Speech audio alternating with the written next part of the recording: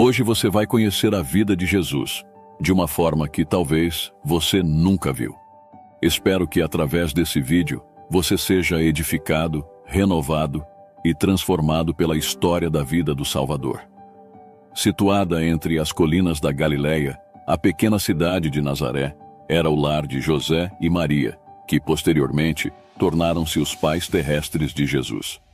José pertencia à linhagem ou família de Davi, e quando saiu um decreto para o levantamento do censo da população, ele teve que ir a Belém, cidade de Davi, para ali registrar seu nome. Era uma jornada penosa, dadas as condições em que as viagens eram feitas na época. Maria, que acompanhava seu esposo, sentia-se extremamente fatigada ao subir a colina na qual Belém se localizava. Chegando em Belém, José e Maria procuraram um lugar confortável para repousar, porém as hospedarias estavam todas ocupadas. Por este motivo, tiveram que encontrar descanso em uma rude estrebaria. Ali, naquela pobre estrebaria, nasceu Jesus, o Salvador, e foi colocado em uma manjedoura. O Filho do Altíssimo, aquele cuja presença havia inundado as cortes celestiais com sua glória, repousava em um rude berço. Os sacerdotes e príncipes judeus não estavam preparados para receber Jesus. Sabiam que o Salvador viria em breve, mas esperavam que viesse como um rei poderoso que traria poder e riqueza para a nação. Eram por demais orgulhosos para aceitar o Messias como um bebê indefeso. Por isso, quando Jesus nasceu, Deus não lhes revelou o grande acontecimento, mas enviou as novas de grande alegria a alguns pastores que guardavam seus rebanhos nas colinas de Belém. Eram homens piedosos e, enquanto cuidavam das ovelhas, conversavam a respeito do Salvador prometido e oravam tão sinceramente por sua vinda, que Deus enviou-lhes brilhantes mensageiros desde o seu trono de luz, para lhes contar a respeito das boas novas. Um anjo do Senhor desceu aonde eles estavam, e a glória do Senhor brilhou ao redor deles, e ficaram tomados de grande temor. O anjo, porém, lhes disse: Não temais. Eis que vos trago boa nova de grande alegria, que o será para todo o povo. É que hoje vos nasceu, na cidade de Davi, o Salvador, que é Cristo, o Senhor. E isto vos servirá de sinal: encontrareis uma criança envolta em faixas e deitada em manjedoura. E subitamente apareceu com o anjo uma multidão da milícia celestial, louvando a Deus e dizendo: Glória a Deus nas maiores alturas, e paz na terra entre os homens, a quem ele quer bem. E ausentando-se deles os anjos para o céu, diziam os pastores uns aos outros: Vamos até Belém e vejamos os acontecimentos que o Senhor nos deu a conhecer. Foram apressadamente e acharam Maria e José e a criança deitada na manjedoura. E vendo-o, divulgaram o que lhes tinha sido dito a respeito deste menino. Todos os que ouviram se admiraram das coisas referidas pelos pastores. Maria, porém, guardava todas estas palavras, meditando-as no coração. José e Maria eram judeus e seguiam os costumes de sua nação. Quando Jesus tinha 6 semanas de idade, foi apresentado ao Senhor no Templo de Jerusalém. Essa prática estava de acordo com a lei que Deus havia dado a Israel, e Jesus devia ser obediente em tudo. Assim, o próprio Filho de Deus, o Príncipe do Céu, por seu exemplo, ensina-nos que devemos obedecer. Apenas o primogênito de cada família devia ser apresentado no templo. Essa cerimônia era para lembrar continuamente um evento que havia ocorrido em um passado distante. A criança, ao ser apresentada no templo, era tomada nos braços e erguida diante do altar. Desse modo, era solenemente dedicada a Deus. E logo que era devolvida à mãe, seu nome era registrado em um rolo, ou livro, que continha o nome de todos os primogênitos de Israel. José e Maria trouxeram Jesus ao sacerdote conforme requeria a lei. Todos os dias, pais e mães traziam seus filhos, e o sacerdote nada notou de diferente em José e Maria dos outros, que vinham dedicar seus primogênitos. Para ele, eram simplesmente gente operária. Na criança viu apenas um frágil bebê. Não podia ele imaginar que tinha nos braços o Salvador do mundo, o sumo sacerdote do templo celestial. Contudo, ele poderia ter sabido, pois se tivesse sido obediente à palavra de Deus, o Senhor o teria revelado. Naquela mesma hora, estavam no templo 2 servos fiéis de Deus, Simeão e Ana. Ambos haviam dedicado toda a vida ao serviço do Senhor, e ele lhes revelou coisas que não podiam ser reveladas aos orgulhosos e egoístas sacerdotes. A Simeão deu a promessa de que não morreria sem ver o Salvador. Assim que viu Jesus no templo, ele sabia que aquela criança era o Messias prometido. Uma luz suave e divina iluminava o rosto de Jesus, e Simeão, tomando-o nos braços, louvou a Deus dizendo: Agora, Senhor, podes despedir em paz o teu servo segundo a tua palavra, porque os meus olhos já viram a tua salvação, a qual preparaste diante de todos os povos, luz para a revelação aos gentios e para a glória do teu povo de Israel. Ana, uma profetisa, chegando naquela hora, dava graças a Deus e falava a respeito do menino a todos os que esperavam a redenção de Jerusalém. Maria, mãe de Jesus, meditava em silêncio a respeito da importante profecia de Simeão. Ao olhar o menino em seus braços, lembrou-se do que os pastores de Belém haviam dito, e seu coração transbordou de gratidão e viva esperança. As palavras de Simeão trouxeram-lhe à lembrança a profecia de Isaías. Sabia que aquelas maravilhosas palavras referiam-se a Jesus. O povo que andava em trevas viu grande luz, e aos que viviam na região da sombra da morte, resplandeceu-lhes a luz. Porque um menino nos nasceu, um filho se nos deu. O governo está sobre os seus ombros, e o seu nome será Maravilhoso Conselheiro, Deus Forte, Pai da Eternidade, Príncipe da Paz. Era desejo de Deus que seu povo soubesse a respeito da vinda de seu Filho ao mundo. Os sacerdotes deviam ter ensinado o povo a esperar o Salvador. Porém, eles próprios não sabiam sobre a vinda do Messias. Por isso, Deus enviou seus anjos para anunciar aos pastores que Cristo havia nascido e onde eles poderiam encontrá-lo. Assim, quando Jesus foi apresentado no templo, havia ali pessoas que o receberam como o Salvador. Deus preservara a vida de Simeão e Ana para que tivessem o feliz privilégio de testificar que Jesus era o Messias prometido. Deus desejava que não só os judeus, mas também outros povos, soubessem que o Messias havia chegado. Em um distante país, no Oriente, habitavam homens sábios que haviam estudado as profecias sobre o Messias e acreditavam que o tempo de sua vinda era chegado. Os judeus chamavam esses homens de pagãos, todavia, eles não eram idólatras. Eram pessoas honestas que desejavam conhecer a verdade e fazer a vontade de Deus. Deus vê o coração, por isso sabia que esses homens eram confiáveis. Estavam em melhores condições de receber a luz do céu do que os sacerdotes judeus, cheios de orgulho e egoísmo. Esses sábios eram filósofos. Haviam estudado as obras de Deus na natureza e, através delas, aprenderam a amá-lo. Estudavam os astros e conheciam-lhes os movimentos. Apreciavam observar os corpos celestes em sua marcha noturna e, se descobrissem alguma estrela nova, considerariam isso como um grande acontecimento. Naquela noite, quando os anjos vieram aos pastores de Belém, os magos notaram uma luz estranha no céu. Era a glória que circundava aquele grupo de anjos. Quando a luz se dissipou, viram no céu o que parecia ser uma nova estrela. Naquele momento, lembraram-se da profecia que diz: Uma estrela procederá de Jacó, de Israel subirá um cetro. Com isso, decidiram acompanhá-la e ver aonde ela os levaria. A estrela guiou-os até a Judéia. Porém, quando se aproximaram de Jerusalém, sua luz tornou-se tão tênue que não puderam mais segui-la. Supondo que os judeus pudessem indicar-lhes o caminho até o Salvador, os magos entraram em Jerusalém e perguntaram: Onde está o recém-nascido rei dos judeus? Porque vimos a sua estrela no Oriente e viemos para adorá-lo. Tendo ouvido isso, alarmou-se o rei Herodes, e com ele toda a Jerusalém. Então, convocando todos os principais sacerdotes e escribas do povo, indagava deles onde o Cristo deveria nascer.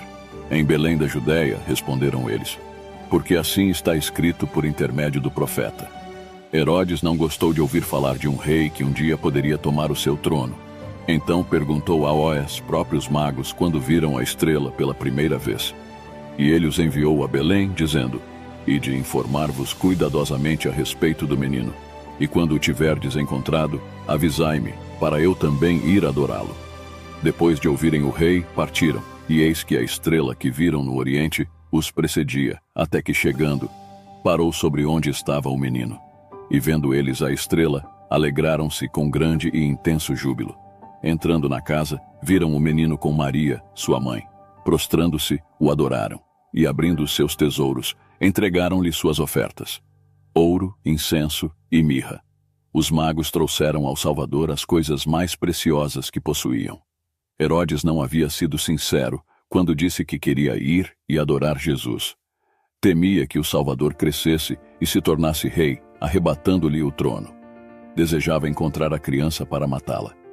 Os magos preparavam-se para voltar e contar a Herodes, mas o anjo do Senhor lhes apareceu em sonho, ordenando-lhes que voltassem ao seu país por outro caminho.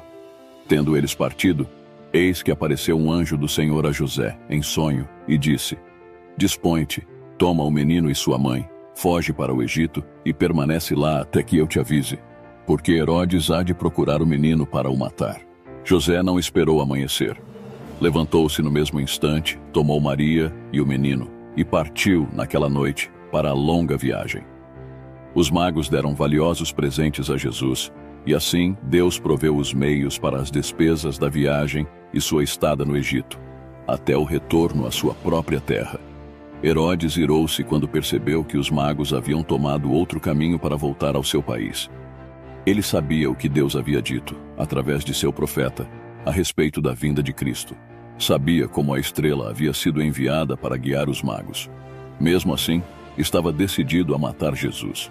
Em sua ira, mandou matar todos os meninos de Belém e de todos os seus arredores, de 2 anos para baixo. José e Maria permaneceram no Egito até a morte de Herodes. Então, o anjo apareceu a José e lhe disse: Dispõe-te, toma o menino e sua mãe e vai para a terra de Israel, porque já morreram os que atentavam contra a vida do menino.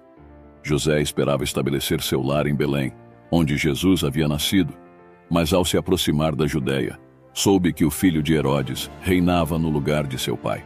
José temeu ao receber a notícia e não sabia o que fazer. Então Deus enviou um anjo para instruí-lo.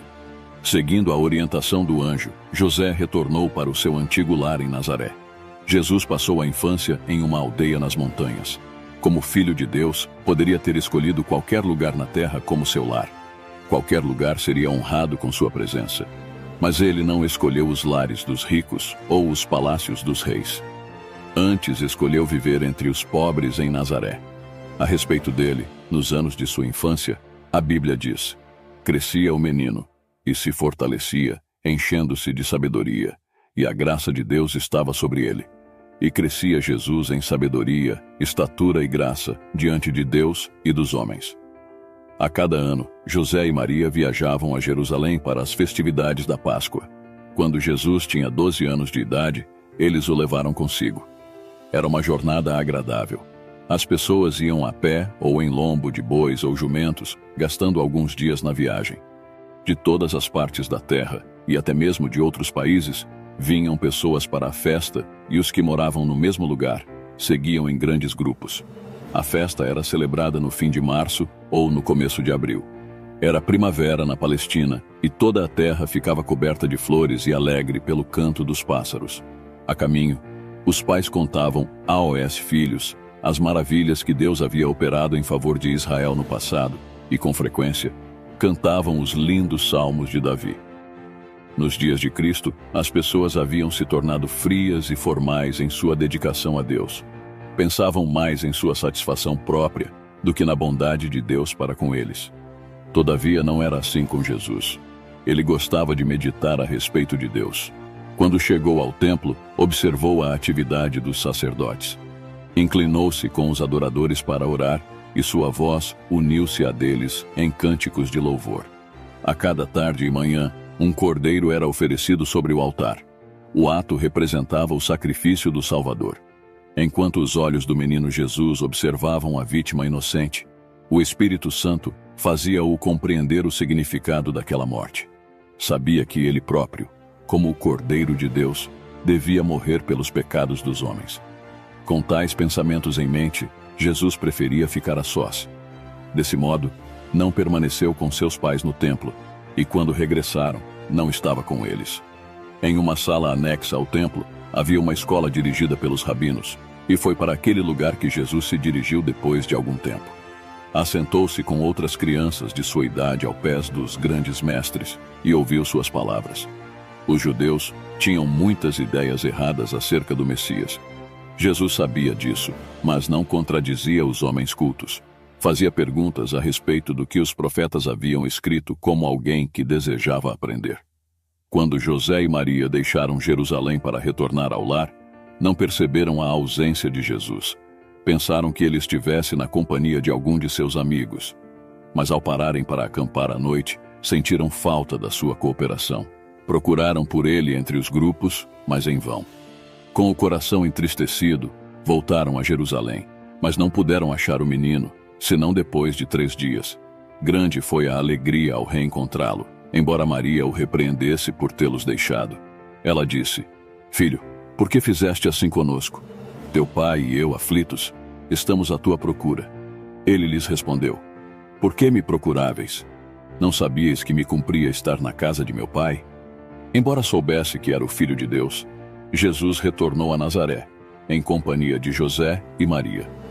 Até 30 anos de idade, era-lhe submisso. Quando chegou o tempo de iniciar seu ministério público, o primeiro ato de Jesus foi ir até o Rio Jordão e ser batizado por João Batista.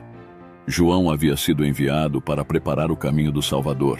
Ele havia pregado no deserto dizendo: O tempo está cumprido e o reino de Deus está próximo. Arrependei-vos e crede no Evangelho. Multidões afluíam para ouvi-lo.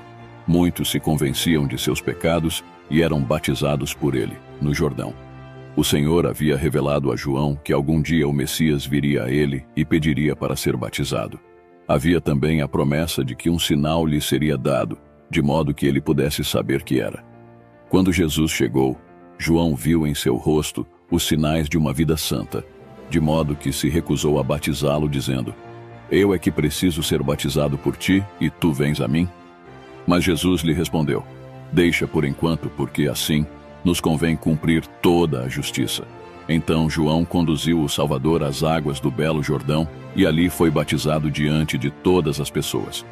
Jesus não foi batizado para mostrar arrependimento por seus próprios pecados, pois jamais pecara. Assim fez, para dar-nos o exemplo. Quando saiu da água, o céu se abriu e raios de glória refulgiram, e viu o Espírito de Deus descendo como pomba, vindo sobre ele. E do céu ouviu-se uma voz que dizia: Este é o meu Filho amado, em quem me comprazo. Após seu batismo, Jesus foi levado pelo Espírito ao deserto para ser tentado por Satanás. Ao dirigir-se para o deserto, Cristo foi conduzido pelo Espírito de Deus. Ele não convidava a tentação. Queria estar a sós a fim de meditar sobre sua obra e missão. Através do jejum e da oração, devia preparar-se para trilhar a senda cruel que lhe estava destinada. Como Satanás sabia onde o Salvador podia ser encontrado, para lá se dirigiu com o intuito de tentá-lo. No momento em que Jesus estava lutando com os mais duros padecimentos provocados pela fome, Satanás lhe disse: Se és filho de Deus, manda que estas pedras se transformem em pães. Como o Salvador viera para viver como nosso exemplo, deveria suportar o sofrimento como nós precisamos suportar. Não deveria operar nenhum milagre para beneficiar a si próprio. Seus milagres deveriam ser somente em favor dos outros. A essa intimação de Satanás, Jesus respondeu: Está escrito, não só de pão viverá o homem, mas de toda palavra que procede da boca de Deus. Desse modo, ele mostrou que obedecer à palavra de Deus é mais importante que conseguir o alimento material. Aqueles que obedecem aos preceitos de Deus têm a promessa de ter todas as suas necessidades supridas na vida presente e também na vida futura. Satanás não conseguiu derrotar Cristo na primeira grande tentação. Ele então conduziu Jesus ao pináculo do templo de Jerusalém e disse: Se és filho de Deus, atira-te abaixo, porque está escrito: Aos seus anjos ordenará a teu respeito. Eles te susterão nas suas mãos, para não tropeçares em alguma pedra. Aqui, Satanás seguiu o exemplo de Cristo, citando as Escrituras. Mas a promessa não é para aqueles que voluntariamente se aventuram no perigo. Deus não havia ordenado que Jesus se atirasse do pináculo, e ele não o faria para satisfazer a Satanás. Por isso replicou: também está escrito: não tentarás o Senhor teu Deus. Satanás então apareceu como realmente era, o príncipe dos poderes das trevas.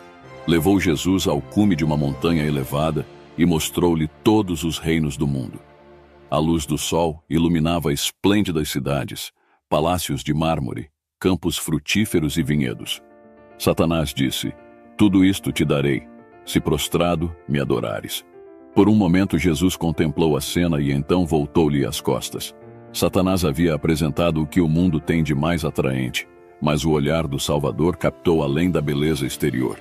Ele viu o mundo em sua miséria e pecado, afastado de Deus.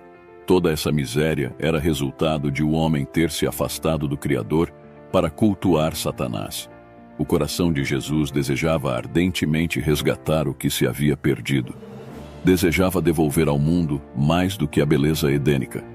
Deseja colocar o homem em uma posição de vantagem com Deus. Por amor pelos pecadores, ele resistia à tentação. Deveria ser um vencedor para que eles pudessem vencer, para que pudessem ser iguais aos anjos e dignos de ser reconhecidos como filhos de Deus. A essa oferta, Jesus respondeu: retira-te, Satanás, porque está escrito: ao Senhor teu Deus adorarás e só a ele darás culto. Do deserto, Cristo retornou ao Jordão onde João Batista pregava. Naquele tempo, homens foram enviados pelos líderes de Jerusalém para questioná-lo sobre a autoridade com que ensinava e batizava o povo. Perguntaram-lhe se ele era o Messias ou Elias, ou aquele profeta, referindo-se a Moisés.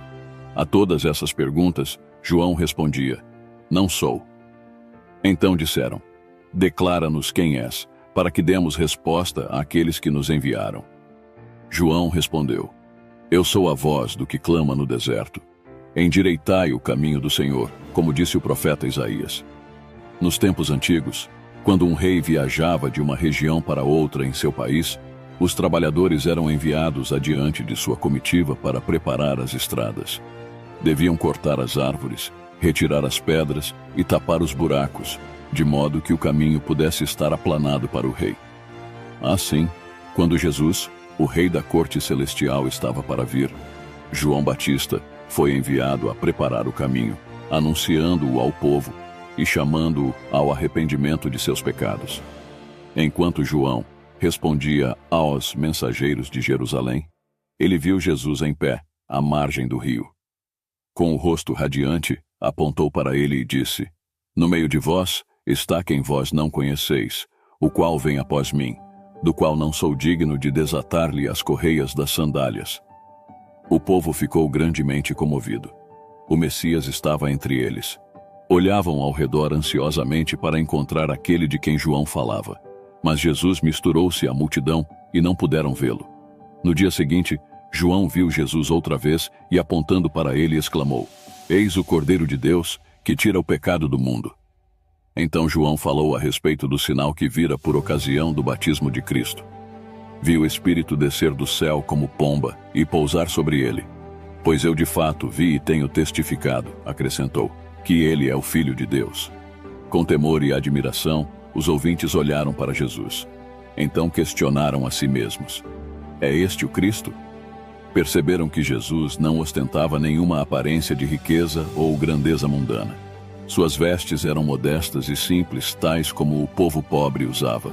Em seu rosto pálido e cansado, havia algo que comovia os corações. Sua fisionomia mostrava dignidade e poder. Seu olhar e cada traço do semblante falavam da compaixão divina e de um amor inexprimível. Mas os mensageiros de Jerusalém não se sentiram atraídos pelo Salvador. João não dissera o que eles desejavam ouvir. Esperavam o Messias como um grande conquistador.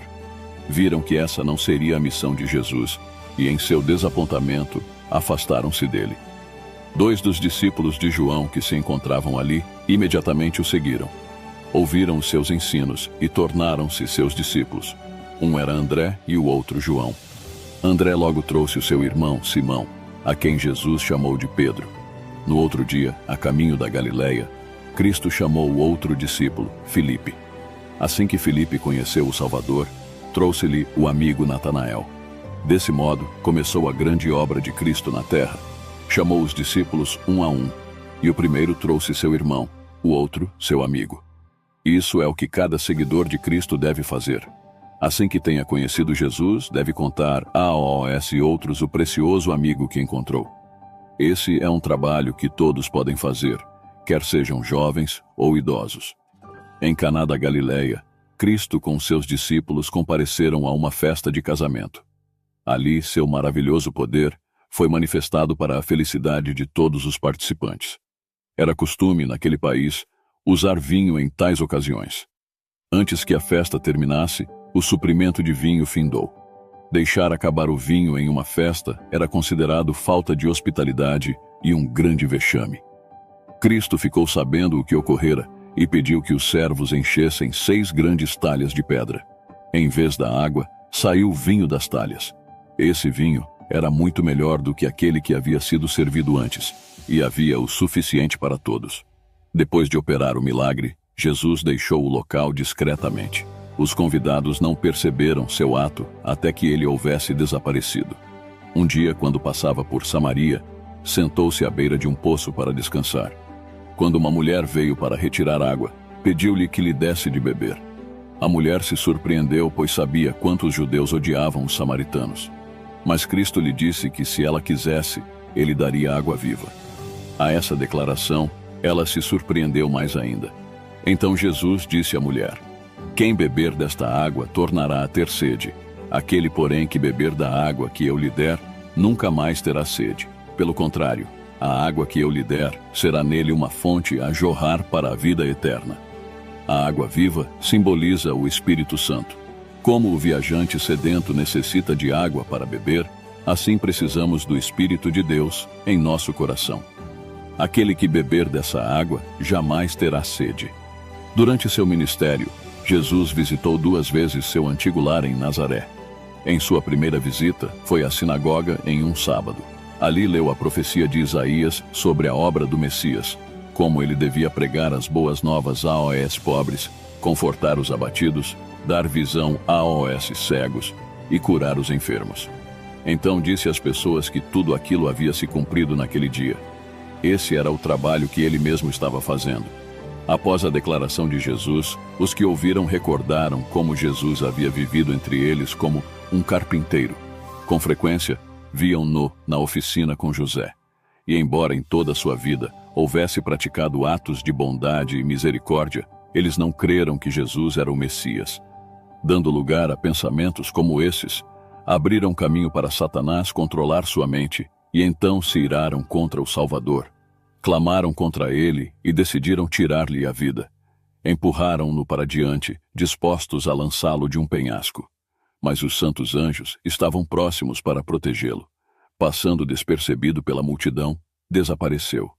Em sua próxima visita a Nazaré, o povo não estava mais disposto a recebê-lo. Afastou-se dali para não mais retornar. Entre os judeus, a religião havia se tornado uma simples observância de rituais. À medida que se afastavam do verdadeiro culto a Deus e perdiam o poder de sua palavra, haviam tentado suprir o conteúdo espiritual com cerimônias e tradições inventadas por eles. Somente o sangue de Cristo pode purificar o pecado. Somente seu poder pode livrar o homem de pecar. Mas os judeus dependiam de suas próprias obras e cerimônias de sua religião para ganharem a salvação. Por causa do zelo com que se dedicavam ao desempenho dos atos exteriores, julgavam-se justos e dignos de ocupar um lugar no reino de Deus. Suas esperanças fixavam-se nas grandezas do mundo. Anelavam riquezas e poder que achavam ser o prêmio merecido de sua suposta piedade. Aguardavam o estabelecimento do reino do Messias na terra, e ele haveria de dominar como um grande príncipe entre os homens. Cada bênção e favor terrenos esperavam receber por ocasião de sua vinda. Jesus sabia que suas esperanças seriam frustradas. Ele tinha vindo ensinar a eles algo muito melhor do que procuravam. Seu objetivo era restaurar o verdadeiro culto a Deus. Ele devia trazer a religião com pureza de coração, que se manifestaria em uma vida reta e em um caráter santo. Os discípulos de Cristo haviam sido influenciados pelos ensinos dos rabinos, E foi para esses discípulos que as primeiras lições de Cristo foram destinadas. Foi então que começaram a ouvir o sermão das bem-aventuranças. Tais ensinamentos eram estranhos e novos para os ouvintes de Jesus, e por isso ele os repetiu muitas vezes. Certa vez, um doutor da lei veio à sua presença e lhe perguntou: Mestre, que farei para herdar a vida eterna? Então Jesus lhe perguntou: Que está escrito na lei? Como interpretas? A isto ele respondeu: Amarás o Senhor, teu Deus, de todo o teu coração, de toda a tua alma, de todas as tuas forças e de todo o teu entendimento. E amarás o teu próximo como a ti mesmo. Em vez de arrepender-se, porém, buscou uma escusa para seu egoísmo. Ele, porém, querendo justificar-se, perguntou a Jesus: Quem é o meu próximo? Sacerdotes e rabinos, com frequência, discutiam sobre esse assunto. Não consideravam os pobres e os ignorantes como seu próximo e nem lhes dispensava bondade. Jesus não participou de suas discussões, mas respondeu com uma história que havia acontecido há algum tempo. Jesus conta a história do bom samaritano. Jesus ensinou que qualquer pessoa que precisar de ajuda é nosso próximo. Devemos tratá-lo como gostaríamos de ser tratados. Jesus guardou o sábado e ensinou seus discípulos a guardá-lo. Ele sabia como o dia de repouso devia ser observado, pois ele mesmo o santificara. Os mestres judeus haviam criado muitas regras a respeito de como guardar o sábado e queriam que todos obedecessem a elas. Assim, vigiavam Jesus para ver se ele as cumpriria. Um sábado, quando Cristo e os discípulos voltavam da sinagoga, atravessaram um campo de cereais. Já era tarde e eles estavam com fome. Por isso, colheram algumas espigas e comeram os grãos. Em qualquer outro dia, era permitido colher e comer do fruto da terra, mas jamais no sábado. Os inimigos de Cristo viram o que os discípulos fizeram e disseram a Jesus: Eis que os teus discípulos fazem o que não é lícito fazer em dia de sábado. Jesus, porém, defendeu seus discípulos. Lembrou seus acusadores que Davi, quando teve necessidade, comeu os pães da proposição do tabernáculo e deu também a seus famintos seguidores. Se foi direito a Davi, quando faminto, comer os pães sagrados, não seria direito a discípulos colher os grãos nas horas sagradas porque estavam com fome? O sábado não foi feito para ser um fardo às pessoas, mas para o bem delas e para dar-lhes paz e repouso. Por isso Jesus disse: O sábado foi estabelecido por causa do homem e não o homem por causa do sábado. Aos que o acusaram de abolir a lei, respondeu: Não penseis que vim revogar a lei ou os profetas. Não vim para revogar, vim para cumprir. Cumprir significa guardar ou praticar. Desse modo, quando Jesus veio a João Batista para ser batizado, disse: Nos convém cumprir toda a justiça. Cumprir a lei é obedecer perfeitamente a ela. Em muitas ocasiões, os judeus acusaram Jesus de transgredir o sábado. Muitas vezes tentaram matá-lo porque ele não o guardava de acordo com as tradições judaicas. Porém, isso não o afetava. Ele guardava o sábado como Deus desejava. O Salvador caracterizou a si mesmo como o bom pastor e seus discípulos como o seu rebanho. Ele disse: Eu sou o bom pastor, conheço as minhas ovelhas, e elas me conhecem a mim. Enquanto Jesus esteve na terra, mostrou, através de seus milagres, poder para salvar até os que haviam ido longe demais. Ao curar as doenças do corpo, mostrou que era capaz de limpar o pecado do coração. Ele fez o coxo andar, o surdo ouvir e o cego ver. Purificou os miseráveis leprosos, curou o paralítico e os enfermos com todo tipo de doença. Por sua palavra, até os demônios eram expulsos daqueles a quem subjugavam. Os que presenciavam seus poderosos milagres maravilhavam-se, dizendo: Que palavra é esta, pois com autoridade e poder ordena e espíritos imundos, e eles saem. O Salvador ressuscitou mortos. Um destes foi o filho da viúva de Naim. Quando o cortejo fúnebre conduzia o corpo para o sepultamento, Jesus foi ao seu encontro. Tomou o jovem pela mão e fê-lo levantar-se, devolvendo o filho à sua mãe. Os que ali se achavam voltaram para casa, gritando de alegria e louvando a Deus. Assim também Jesus ressuscitou a filha de Jairo e a Lázaro, que estava morto e sepultado há 4 dias. Durante seu ministério terreno, O Senhor realizou uma obra maravilhosa. Ele mesmo definiu essa obra em resposta a João Batista. João estava na prisão e sentia-se atribulado e desanimado pela dúvida de que Jesus era, de fato, o Messias. Enviou então alguns de seus discípulos a Jesus com a pergunta: És tu aquele que estava para vir, ou havemos de esperar outro? Quando os mensageiros vieram à presença de Jesus, encontraram-no cercado de muitos doentes que estavam sendo curados. Durante todo o dia, os mensageiros esperaram, enquanto Jesus estava incansavelmente ocupado em aliviar aqueles sofredores. Finalmente disse a eles: Ide e anunciai a João o que estáis ouvindo e vendo. Os cegos veem, os coxos andam, os leprosos são purificados, os surdos ouvem, os mortos são ressuscitados, e aos pobres está sendo pregado o Evangelho. Assim, durante 3 anos e meio, Jesus andou de um lado para outro fazendo o bem. Então, chegou o tempo de concluir seu ministério. Em companhia de seus discípulos, deveria subir a Jerusalém para ser traído, condenado e morto. Suas próprias palavras deveriam cumprir-se. O bom pastor dá a vida pelas ovelhas. Aproximava-se Jesus de Jerusalém para assistir às festividades da Páscoa. Uma grande multidão que também se dirigia para participar desse importante evento cercava-o. Ao seu comando, 2 discípulos trouxeram um jumentinho para que montado nele pudesse entrar em Jerusalém. Ajeitaram suas vestes sobre o dorso do animal e ajudaram o mestre a montá-lo. Tão logo montou, um grande grito de triunfo encheu os ares. A multidão aclamava o Rei e Messias. Mais de 500 anos antes, o profeta descrevera esta cena. Alegra-te muito, ó filha de Sião. Exulta, ó filha de Jerusalém.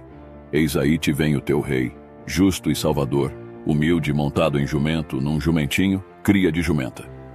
Todos, naquela multidão sempre crescente, sentiam-se felizes e entusiasmados. O povo não podia oferecer-lhe presentes caros, mas lançavam suas túnicas como tapete pelo caminho por onde ele passava. Também colheram lindos ramos de oliveira e palmeira para adornar a passagem. Julgavam que escoltavam aquele que haveria de tomar posse do trono de Davi em Jerusalém. O Salvador jamais permitira que seus seguidores lhe prestassem homenagens reais, mas naquela ocasião desejava manifestar-se ao mundo de modo especial como seu Redentor. O Filho de Deus estava prestes a tornar-se um sacrifício pelos pecados do homem. Sua igreja, em todos os tempos, deveria tornar o tema de sua morte um assunto de profundo estudo e reflexão. Era, portanto, necessário que a atenção de todos fosse dirigida a ele. Após uma cena como essa, sua crucificação e morte jamais poderiam se ocultar do mundo. Era desígnio de Deus que cada evento dos últimos dias da vida do Salvador fosse marcado de modo tão acentuado que nenhum poder pudesse apagar sua memória. Na grande multidão que cercava o Salvador, havia evidências de seu poder de operar milagres. Os cegos, a quem devolvera a visão, abriam caminho. Os mudos, cuja língua ele soltara, exclamavam os mais altos brados de louvor. Os inválidos, a quem curara, saltavam de alegria e eram os que mais se apressavam em colher ramos de palmeira para acená-los diante dele. As viúvas e órfãos exaltavam o nome de Jesus por causa de suas obras de misericórdia em favor deles. Os leprosos, que tinham sido curados por uma palavra, estendiam suas roupas no caminho. Os que haviam sido chamados dentre os mortos pela poderosa voz de Jesus estavam lá. E Lázaro, cujo corpo havia apodrecido no sepulcro, desfrutava agora de todo o vigor de sua juventude, acompanhando a multidão que seguia o Salvador a Jerusalém. À medida que mais pessoas uniam-se à multidão, contagiavam-se pela inspiração do momento e uniam-se aos gritos, que ecoavam de colina em colina e de vale em vale. Hosana ao filho de Davi, bendito o que vem em nome do Senhor. Hosana nas maiores alturas. Muitos fariseus presenciavam a cena irritados. Sentiam que perdiam o domínio do povo. Tentaram silenciar a manifestação com toda a sua autoridade. Porém, suas ordens e ameaças só aumentavam mais o entusiasmo do povo. Sentindo que não podiam controlar a multidão, abriram caminho entre ela e aproximaram-se de Jesus, dizendo: Mestre, repreende os teus discípulos. Disseram que tais aglomerações tumultuadas eram contra a lei e proibidas pelas autoridades. Jesus, porém, lhes respondeu: Asseguro-vos que se eles se calarem, as próprias pedras clamarão. Essa cena de triunfo era desígnio do próprio Deus, pois havia sido predita pelos profetas, e nenhum poder terrestre poderia impedi-la. A obra de Deus seguirá sempre em frente a despeito de os homens tentarem impedi-la ou destruí-la. Quando a multidão atingiu o alto da colina, Jerusalém em todo o seu esplendor apareceu diante da vista de todos.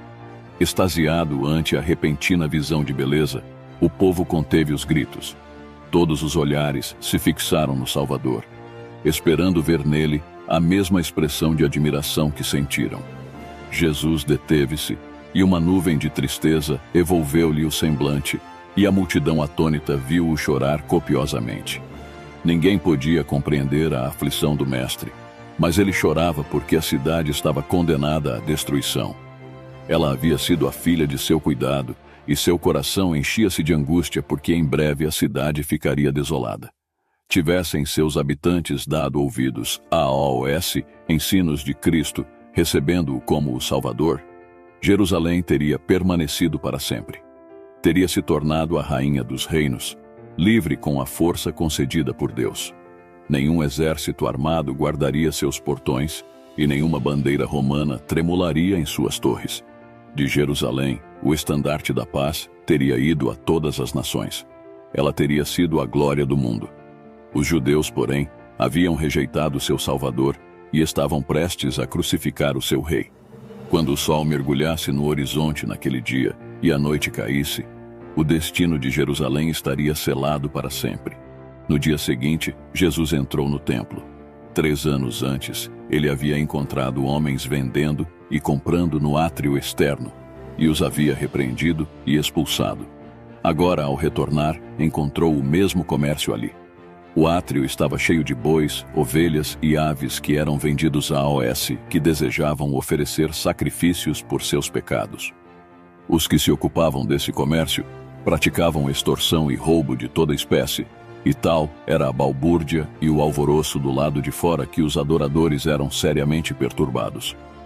Cristo parou na escadaria e varreu o átrio com seu olhar penetrante. Todos os olhares voltaram-se para ele. O vozerio das pessoas e o mugido dos animais cessaram. Todos olhavam o Filho de Deus atônitos e temerosos. Naquele instante, a divindade irrompeu através da humanidade e deu a Jesus um poder e glória que jamais se manifestara nele antes. O silêncio tornou-se quase insuportável. Finalmente, ele disse em voz clara e com tal poder que sacudiu as pessoas como uma violenta tempestade: Está escrito, a minha casa será casa de oração. Mas vós a transformastes em covil de salteadores. Que quadro diferente encontraram os principais e sacerdotes ao voltar cautelosamente para o templo. Homens, mulheres e crianças erguiam a voz em louvor a Deus. Viram os doentes curados, os cegos com a visão restaurada, surdos ouvindo e os coxos saltando de alegria. As crianças tomavam a frente nas expressões de louvor. Repetindo os cânticos do dia anterior, acenavam os ramos de palmeira em homenagem a Jesus. O templo repercutia as fortes exclamações: Hosana ao Filho de Davi, bendito o que vem em nome do Senhor. Os líderes tentavam silenciar os gritos de alegria das crianças, mas elas não podiam se calar, pois todos estavam possuídos de uma incontida felicidade pelas maravilhosas obras que Jesus realizara entre eles. Dirigiram-se então a Jesus, na esperança de que ele ordenasse silêncio. Ouves o que estes estão dizendo? Respondeu-lhes Jesus: Sim, nunca lestes. Da boca de pequeninos e crianças de peito, tiraste perfeito louvor? Os filhos de Israel celebraram a primeira Páscoa na ocasião em que foram libertados da escravidão no Egito. Chegara o tempo em que Jesus devia comemorar a festividade com seus discípulos e pediu a Pedro e a João que encontrassem um lugar e preparassem a ceia da Páscoa. Centenas de pessoas vinham a Jerusalém para a celebração e os habitantes da cidade se dispunham a ceder um cômodo da casa para os visitantes fazerem sua comemoração. O Salvador dissera a Pedro e a João que, ao saírem pelas ruas, encontrariam um homem com um cântaro de água. Deveriam então segui-lo até a casa em que entrasse e dizer ao dono da casa: O mestre manda perguntar-te: onde é o aposento no qual hei de comer a Páscoa com os meus discípulos?" Esse homem deveria então mostrar-lhes uma sala espaçosa no andar superior da casa, provida com tudo de que precisavam, e ali deveriam preparar a ceia pascal. Tudo aconteceu conforme Jesus havia dito. Na hora da ceia, os discípulos estavam a sós com Jesus. Outras vezes em que a festa foi comemorada em companhia do Mestre, havia sido sempre uma ocasião de grande alegria. Agora, porém, Jesus estava com o espírito atribulado. Finalmente, disse-lhes com a voz embargada pela tristeza: "Tenho desejado ansiosamente comer convosco esta Páscoa antes do meu sofrimento."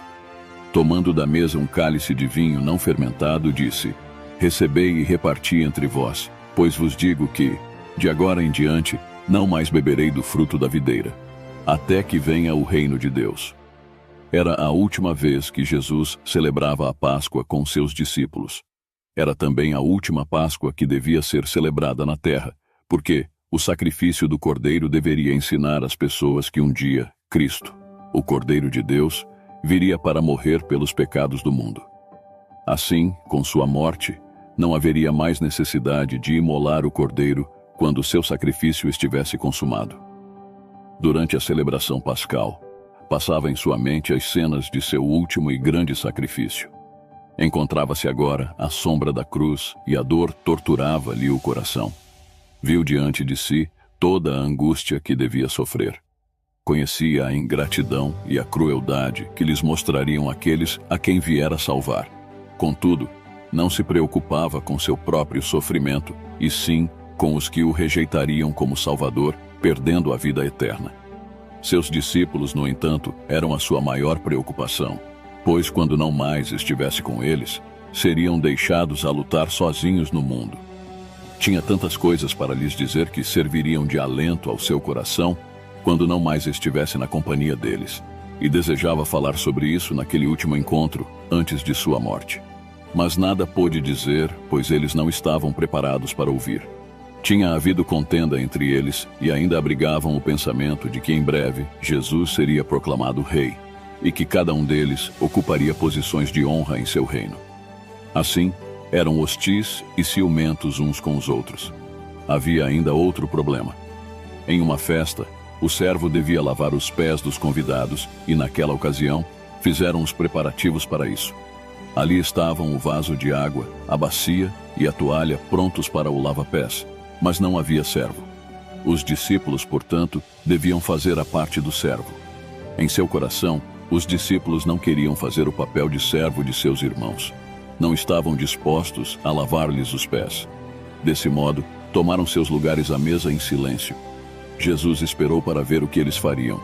Então, ele mesmo levantou-se, cingiu-se com a toalha, despejou água na bacia e começou a lavar os pés dos discípulos. Embora magoado por causa da discórdia entre eles, não os repreendeu com palavras duras. Demonstrou seu amor, agindo como servo de seus próprios discípulos. Quando terminou, disse-lhes: "Compreendeis o que vos fiz? Vós me chamais o Mestre e o Senhor, e dizeis bem, porque eu o sou. Ora, se eu, sendo o Senhor e o Mestre, vos lavei os pés, também vós deveis lavar os pés uns dos outros. Porque eu vos dei o exemplo, para que, como eu vos fiz, façais vós também." Dessa maneira, Jesus ensinou aos seus discípulos que deviam servir uns aos outros. Em vez de buscarem a posição mais elevada para si mesmos, deveriam se dispor a servir seus irmãos.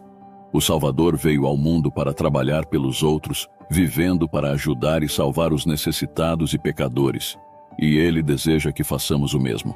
Os discípulos sentiram-se envergonhados de seu ciúme e egoísmo. Seu coração moveu-se de amor para com o Mestre e para com seus irmãos. Só agora é que estavam prontos para ouvir os ensinos de Cristo. Estando todos em silêncio à mesa, Jesus tomou o pão e, tendo dado graças, partiu-o e entregou-o aos discípulos, dizendo: "Isto é o meu corpo oferecido por vós. Fazei isto em memória de mim." O pão e o vinho representam o corpo e o sangue de Jesus. Assim como o pão foi partido e o vinho tomado, o corpo de Jesus foi partido e seu sangue derramado por nós. Comendo o pão e bebendo o vinho, demonstramos que cremos neste fato. mostramos que nos arrependemos de nossos pecados e que aceitamos a Cristo como nosso Salvador. Enquanto participavam da ceia, os discípulos perceberam o sofrimento de Jesus. Uma atmosfera de tristeza contagiou a todos e comiam em silêncio. Finalmente, Jesus disse: "Em verdade vos digo que um dentre vós me trairá." Os discípulos ficaram surpresos e entristecidos com aquela declaração de Jesus, e cada um começou a examinar seu coração para ver se havia nele algum mau desígnio contra seu mestre. Um após o outro perguntava: "Porventura, sou eu, Senhor?" Só Judas permanecia calado. Isso fez com que todos os olhares se voltassem para ele. Percebendo que estava sendo observado, também perguntou: "Acaso, sou eu, mestre?"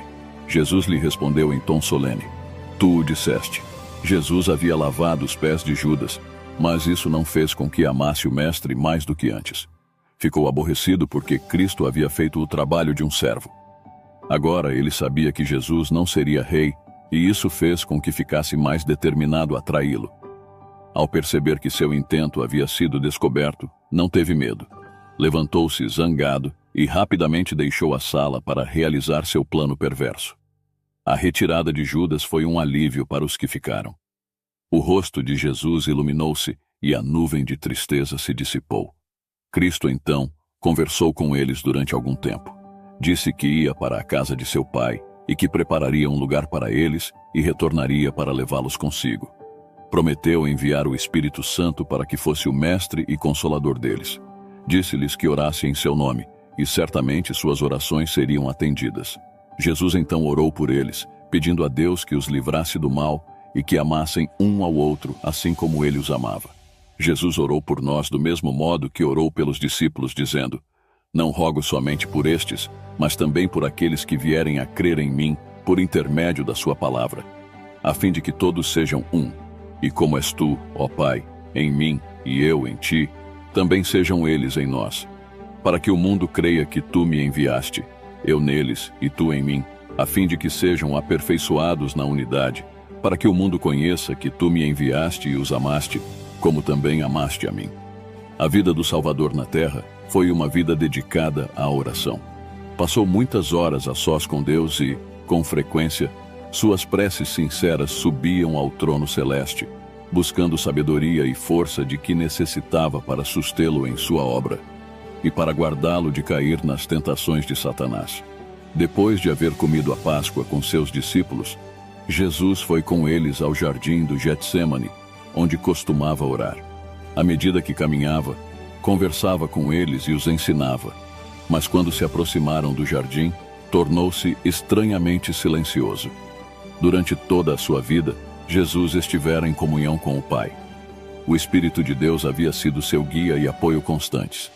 Por todas as obras que havia feito, sempre glorificara o Pai, dizendo: "Eu nada posso fazer de mim mesmo." A terrível noite de agonia para o Salvador começou quando se aproximou do jardim.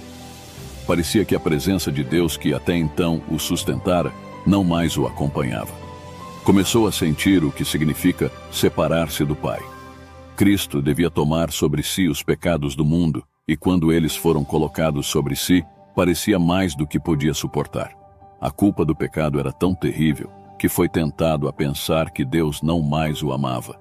Quando sentiu a enorme aversão de Deus ao pecado, deixou escapar essas palavras: "A minha alma está profundamente triste até a morte." Jesus deixou os discípulos próximo à entrada do jardim, exceto Pedro, Tiago e João, com os quais entrou no horto.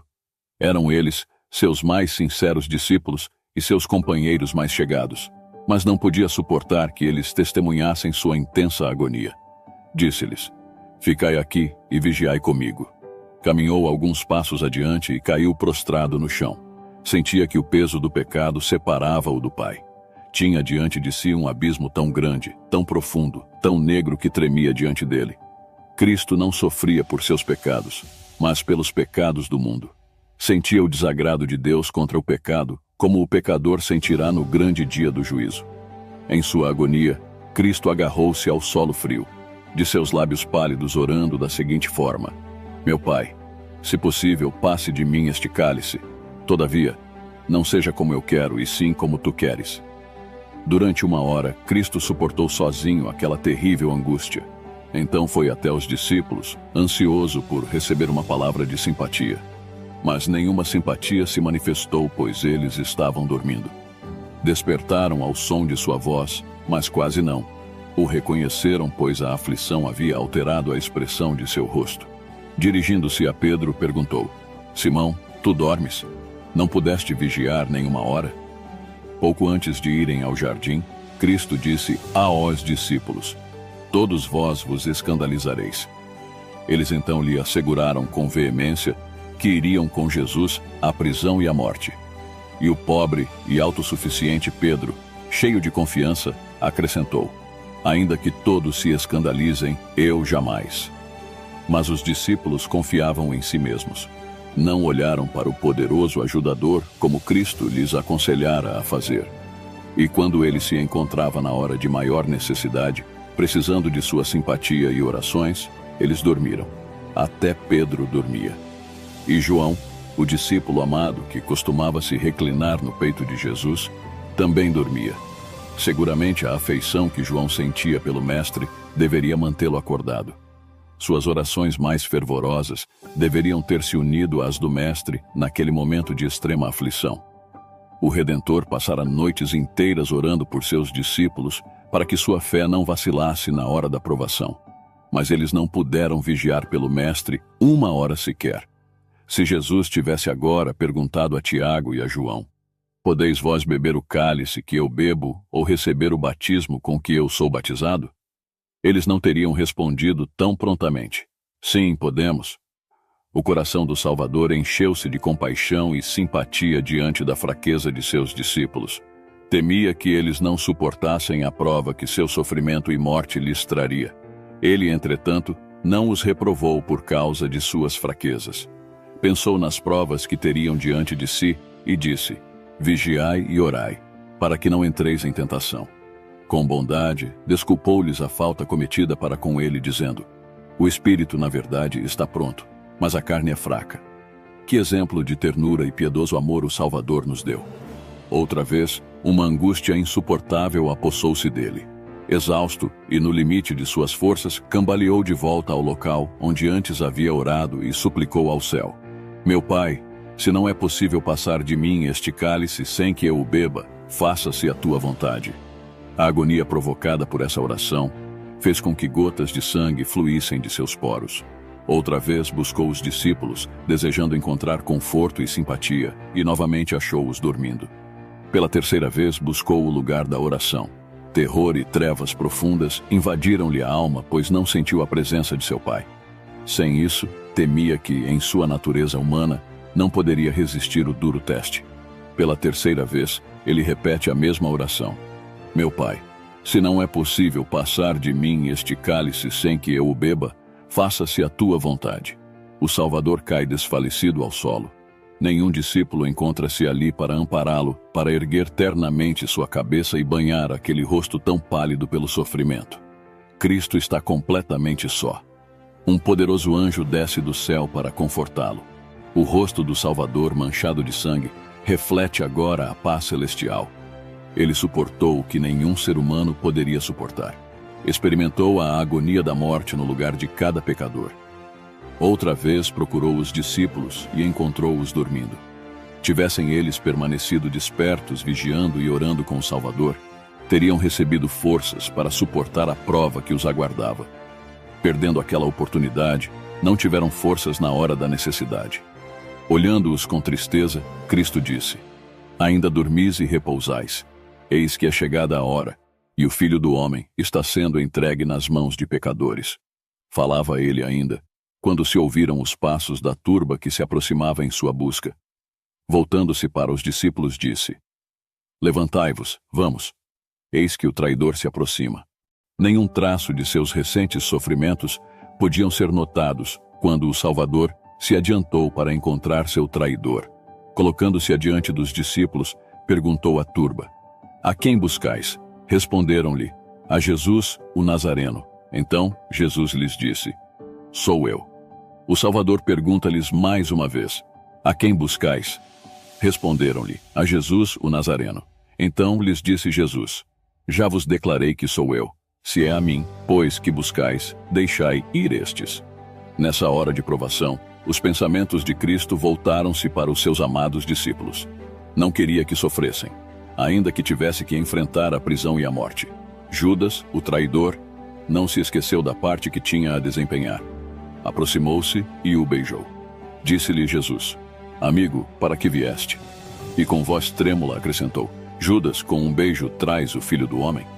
Essas amáveis palavras deveriam comover o coração de Judas, mas parece que todo o sentimento de ternura e dignidade haviam-no abandonado. Agora estava sob o domínio de Satanás. Colocou-se com arrogância ao lado de Jesus e não se envergonhou de entregá-lo à turba cruel. Cristo não recusou o beijo do traidor. Nisso, ele nos deu exemplo de tolerância, amor e simpatia. Se somos seus discípulos, devemos tratar nossos inimigos como ele tratou Judas. Em seguida, prenderam-no e ataram suas mãos, que sempre se ocuparam em fazer o bem. Os discípulos não acreditavam que Jesus consentiria em ser preso. Tinham certeza de que o poder que havia lançado a turba por terra era suficiente para livrar o mestre e seus companheiros. Ficaram desapontados e indignados quando viram as mãos de seu amado mestre serem amarradas. Furioso, Pedro arrancou da espada e, brandindo-a, cortou a orelha do servo do sacerdote. Jesus, vendo o que Pedro fizera, soltou as mãos firmemente amarradas pelos soldados romanos e disse: Deixai, basta. Tocou então a orelha ferida, que sarou no mesmo instante. Disse então a Pedro: Embainha a tua espada, pois todos os que lançam mão da espada, a espada perecerão. Acaso pensas que não posso rogar a meu Pai, e ele me mandaria neste momento mais de 12 legiões de anjos? Como, pois, se cumpririam as Escrituras, segundo as quais assim deve suceder? Não beberei, porventura, o cálice que o Pai me deu? Voltando-se então para os sacerdotes e capitães do templo que se encontravam na multidão, disse-lhes: Saístes com espadas e porretes para prender-me como a um salteador? Todos os dias eu estava convosco no templo, ensinando, e não me prendestes. Contudo, é para que se cumpram as Escrituras. Quando os discípulos viram que o Salvador não fazia nenhum esforço para se livrar de seus inimigos, culparam-se por isso. Não podiam compreender sua rendição àquela turba e, aterrorizados, abandonaram-no e fugiram. Cristo havia predito a cena do abandono quando disse: Eis que vem a hora, e já é chegada, em que sereis dispersos, cada um para sua casa, e me deixareis só. Contudo, não estou só, porque o Pai está comigo. Jesus foi levado do jardim do Getsêmani, cercado pela turba que o vaiava. Movia-se com dificuldade, pois suas mãos estavam fortemente atadas, e os soldados guardavam-no bem de perto. Primeiro foi levado à casa de Anás, o antigo sumo sacerdote, cujo cargo havia sido ocupado por seu genro, Caifás. O ímpio Anás queria ser o primeiro a ver Jesus preso e tirar dele provas que o levariam à condenação. Com essa intenção, interrogou o Salvador em relação a AOS, seus discípulos e ensinamentos. Cristo respondeu: Eu tenho falado francamente ao mundo, ensinei continuamente tanto nas sinagogas como no templo, onde todos os judeus se reúnem, e nada disse em oculto. Então, voltando-se para o que o interrogava, disse: Por que me interrogas? Pergunta a AOS que ouviram. Os próprios sacerdotes tinham enviado espiões para observar Cristo e relatar cada palavra que dizia. Através deles, sabiam tudo o que Cristo ensinava e fazia em cada reunião. Os espiões tentavam apanhá-lo em suas próprias palavras, para que, desse modo, pudessem condená-lo. Por isso o Salvador disse: Pergunta aos que ouviram. Dirigi-vos aos vossos espiões. Eles ouviram o que eu disse e podem contar-vos a respeito dos meus ensinos. As palavras de Jesus foram tão penetrantes e diretas que o sacerdote sentiu que o seu prisioneiro conhecia suas intenções. Um dos servos de Anás, porém, sentindo que seu mestre não havia sido tratado com o devido respeito, bateu no rosto de Jesus, dizendo: É assim que falas ao sumo sacerdote? Replicou-lhe Jesus: Se falei mal, dá testemunho do mal, mas se falei bem, por que me feres? Jesus poderia ter convocado legiões de anjos celestes para vir em seu auxílio, mas era parte de sua missão suportar, em sua humanidade, todas as ofensas e insultos que os homens pudessem acumular sobre ele. Da casa de Anás, o Salvador foi levado ao palácio de Caifás. Ele deveria ser interrogado pelo Sinédrio e, enquanto seus membros eram convocados, Anás e Caifás o questionaram outra vez, mas não obtiveram vantagem sobre ele. Quando os membros do Sinédrio estavam reunidos, Caifás tomou seu lugar de presidente, ladeado pelos juízes. Diante deles, os soldados romanos guardavam o Salvador. Atrás deles encontrava-se a turba acusadora. Caifás então ordenou que Jesus operasse um de seus milagres diante de todos. Mas o Salvador, permanecendo em silêncio, não deu nenhum sinal de que tinha ouvido uma palavra sequer. Naquela época, os judeus estavam sob o domínio dos romanos e não eram autorizados a condenar ninguém à morte. O Sinédrio apenas examinava o prisioneiro e então transferia o julgamento para ser ratificado pelas autoridades romanas. Para cumprir seu ímpio propósito, deveriam encontrar alguma acusação contra o Salvador que fosse considerada como um ato criminoso pelo governador romano. Podiam assegurar que tinham suficientes evidências de que Cristo havia falado contra muitas tradições e ordenanças judaicas. Era fácil provar que ele havia denunciado sacerdotes e escribas, chamando-os de hipócritas e assassinos. Mas isso não seria motivo de condenação perante os romanos, pois eles mesmos odiavam a hipocrisia dos fariseus.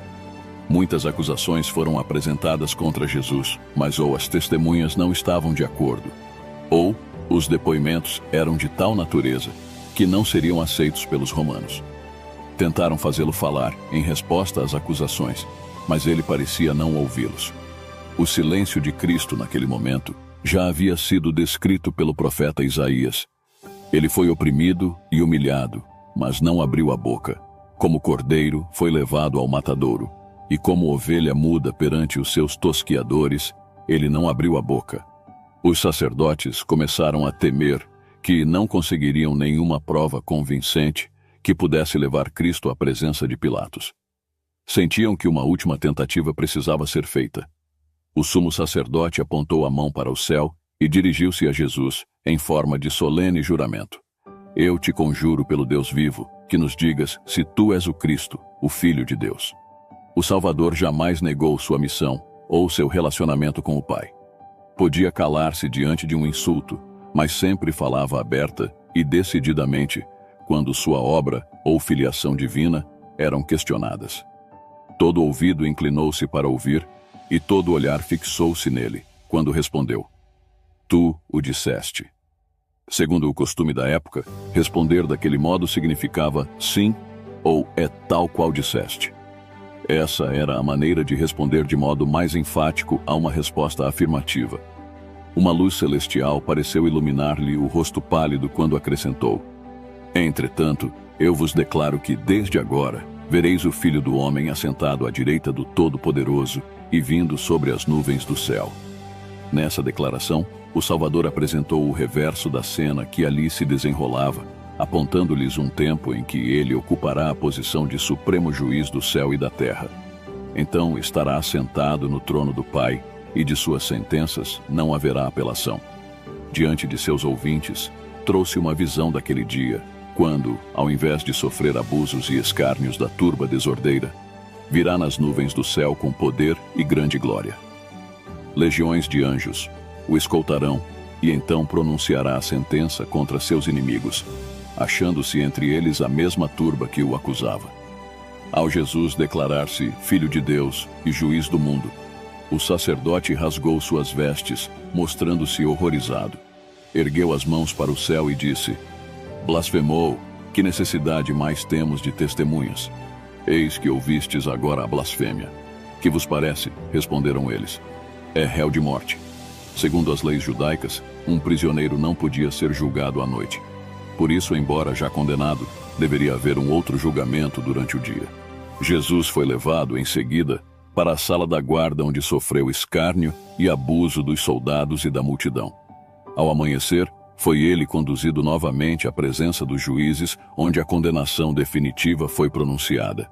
Uma fúria satânica apossou-se dos líderes e do povo. A multidão urrava como feras selvagens. Arremeteram então contra Cristo, gritando: Ele é culpado, matem-no. Se os soldados romanos não estivessem presentes, eles o teriam feito em pedaços. Porém, a autoridade romana se interpôs e, com a força das armas, reprimiu a violência do povo. Sacerdotes e príncipes misturaram-se à multidão e cobriram o Salvador de insultos. Vestiram-no com um manto surrado e bateram-lhe no rosto, dizendo: Profetiza-nos, Cristo, quem é que te bateu? E, havendo-o despido, cuspiram-lhe no rosto. Os anjos de Deus registraram fielmente cada insulto, olhar, palavra e ato contra seu amado comandante. Um dia aqueles homens vis que escarneceram e bateram no rosto pálido e sereno de Cristo, contemplarão esse mesmo rosto mais brilhante do que o sol. Após ter sido condenado pelos juízes do Sinédrio, Cristo foi levado à presença de Pilatos, governador romano, para que a sentença fosse confirmada e executada. Os sacerdotes judeus não podiam entrar na sala de julgamento de Pilatos. De acordo com as leis cerimoniais, tal ato os tornava imundos e os excluía da participação da festa da Páscoa. Em sua cegueira, não viam que Cristo era o verdadeiro Cordeiro da Páscoa e que, ao rejeitá-lo, a grande festa havia perdido seu significado. Quando Pilatos olhou para Jesus, notou nele um homem de aspecto nobre e de porte digno. Em seu semblante não havia nenhuma expressão de delito. Voltando-se para os sacerdotes, perguntou: Que acusação trazeis contra este homem? Seus acusadores, que não desejavam entrar em pormenores, não estavam preparados para essa pergunta. Sabiam que não possuíam nenhuma evidência confiável para que o governador romano condenasse Jesus. Então, suscitaram contra ele falsas testemunhas que disseram: Encontramos este homem pervertendo a nossa nação, vedando pagar tributo a César e afirmando ser ele o Cristo, o Rei. Isso era mentira, pois Cristo havia claramente sancionado o pagamento de tributo a César. Quando os escribas interrogaram-no sobre essa questão, tentando armar-lhe uma cilada, respondeu: Daí, pois, a César o que é de César e a Deus o que é de Deus. Pilatos não se deixou enganar pelo depoimento das falsas testemunhas. Voltou-se para o Salvador e perguntou: És tu o rei dos judeus? Respondeu-lhe Jesus: Tu o dizes. Ao ouvirem essa resposta, Caifás e os que o acompanhavam apelaram para o testemunho que o próprio Pilatos acabava de ouvir dos lábios de Jesus, de que ele era, de fato, culpado do crime de que o acusavam.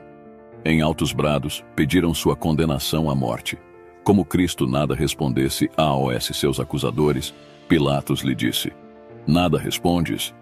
Vê quantas acusações te fazem. Jesus, porém, não respondeu. Pilatos estava perplexo. Não havia encontrado qualquer indício de crime em Jesus, e não confiava naqueles que o acusavam. O porte nobre e a conduta discreta do Salvador contrastavam diretamente com a exaltação e fúria de seus acusadores. Isso impressionou o governador a ponto de convencê-lo da inocência de Cristo. Esperando ouvir dele a verdade, chamou-o para perto de si e perguntou: És tu o rei dos judeus? Cristo não respondeu diretamente a essa pergunta, mas devolveu-lhe outra pergunta: Vem de ti mesmo esta pergunta, ou te disseram outros a meu respeito? O Espírito de Deus estava operando no coração de Pilatos. A pergunta de Jesus tinha o objetivo de levá-lo a examinar mais profundamente seu coração. Pilatos entendeu o significado da pergunta, e seu próprio coração abriu-se ante ele, sentindo a alma agitar-se pela convicção. Nesse momento, porém, um sentimento de orgulho apoderou-se dele, e voltando-se para Jesus, disse-lhe: Porventura sou judeu? A tua própria gente e os principais sacerdotes é que te entregaram a mim. Que fizeste? A grande oportunidade de Pilatos havia passado. Contudo, Jesus desejava que o governador compreendesse que ele não viera para ser um rei da terra e por isso disse-lhe: O meu reino não é deste mundo. Se o meu reino fosse deste mundo, os meus ministros se empenhariam por mim, para que não fosse eu entregue aos judeus. Mas agora o meu reino não é daqui. Então lhe disse Pilatos: Logo tu és rei? Respondeu Jesus: Tu dizes que sou rei. Eu para isso nasci e para isso vim ao mundo, a fim de dar testemunho da verdade. Todo aquele que é da verdade ouve a minha voz. Pilatos tinha desejo de conhecer a verdade. Sua mente estava confusa. Avidamente apanhou as palavras de Cristo e seu coração comoveu-se com o desejo de conhecer e obter a verdade. Então perguntou a Jesus: "Que é a verdade?" Mas não esperou pela resposta. Fora do tribunal, a turba chegou ao máximo da agitação e tumulto. Os sacerdotes clamavam por uma ação imediata, e Pilatos teve que voltar-se para os interesses do momento. Dirigindo-se ao povo, declarou: "Eu não acho nele crime algum." Essas palavras, vindas dos lábios de um juiz gentil, eram uma reprovação esmagadora da perfídia e falsidade dos príncipes de Israel, que incriminavam o Salvador. Quando os sacerdotes e anciãos ouviram o juízo de Pilatos, sua decepção e fúria não conheceram limites. Há muito tempo haviam planejado e esperado por essa oportunidade. Quando viram que havia possibilidade de libertação de Jesus, estavam a ponto de dilacerá-lo. Descontrolados e irracionais, prorromperam em terríveis imprecações, comportando-se como verdadeiros demônios. Aos gritos, denunciaram Pilatos, ameaçando-o de censura por parte do governo romano. Acusaram-no de recusar-se condenar alguém que eles afirmavam ter se insurgido contra César. Então se puseram a clamar. Ele alvoroça o povo, ensinando por toda a Judeia, desde a Galileia, onde começou, até aqui. Até ali, Pilatos não havia pensado em condenar Jesus, pois estava certo de sua inocência. Mas quando ouviu que Cristo era da Galileia, decidiu enviá-lo a Herodes, o governador daquela província, o qual se encontrava então em Jerusalém. Através dessa manobra, Pilatos pensou em transferir a responsabilidade de suas mãos para as de Herodes. Jesus estava extenuado pela fome e exausto pela falta de sono.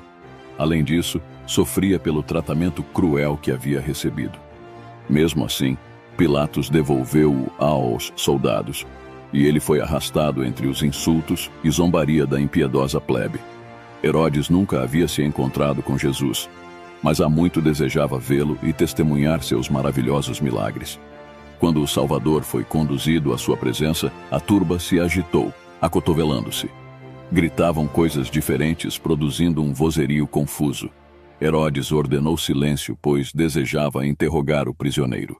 Comovido e curioso, olhou o rosto pálido de Jesus.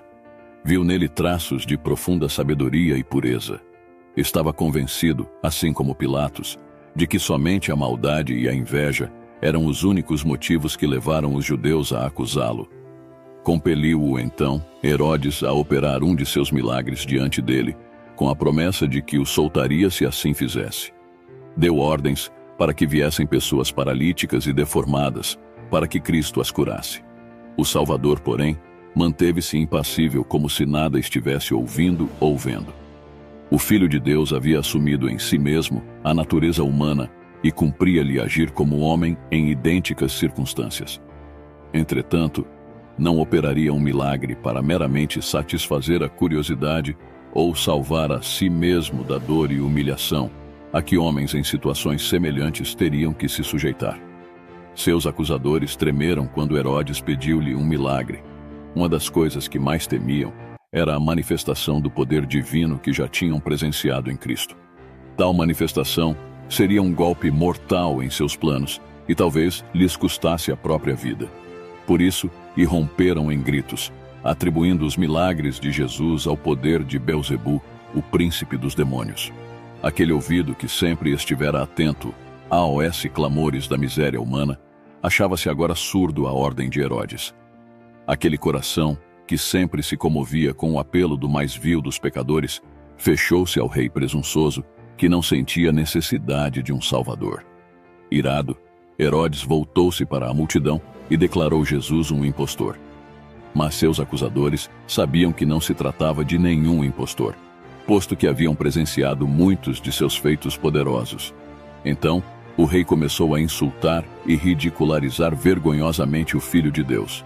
Mas Herodes, juntamente com os da sua guarda, tratou-o com desprezo e, escarnecendo dele, fê-lo vestir-se de um manto aparatoso. Herodes não ousou confirmar a condenação de Jesus. Desejava livrar-se daquela terrível responsabilidade e, então, enviou-o de volta a Pilatos.